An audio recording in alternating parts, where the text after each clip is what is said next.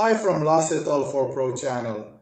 In the previous episode, we talked about planning industrial maintenance shutdowns at Tal4 Pro. In this episode, our focus is on maintenance shutdown management, which is traditionally done, approaches, techniques, and the corresponding challenges and obstacles encountered. In many production facilities, plans, work lists, and instructions for maintenance shutdowns are usually printed for staff prior to the maintenance event.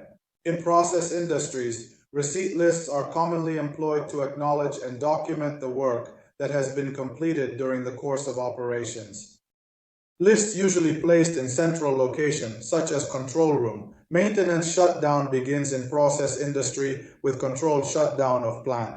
It also involves the emptying of different process components and elements. An essential component of the beginning is also a variety of safety procedures, such as locking and marking, to ensure that maintenance work can be conducted in a safe manner. In safety measures, hardware is separated from the process, pipelines are emptied, and the energy sources of the devices are shut down and locked for maintenance.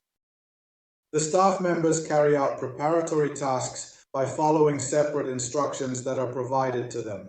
There can be multiple printed instructions, if so field processing is tough. Upon completion, they are marked in the list of receipts. The challenge of a traditional list of acknowledgements is the information.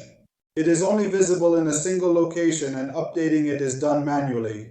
The information on the list is conveyed to the maintenance personnel in order for them to initiate the maintenance work accordingly.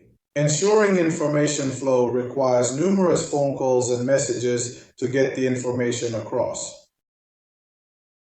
This takes a lot of time, which can delay the start of maintenance work.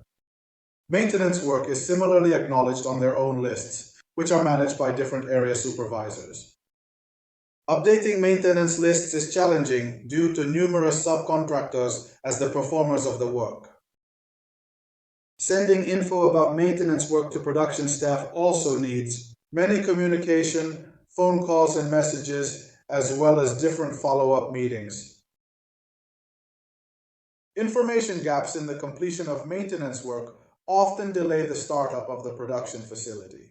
To summarize, the main issue with traditional maintenance shutdown management methods is the presence of multiple acknowledgement lists that need to be manually updated. This results in poor communication due to the lack of efficient information sharing.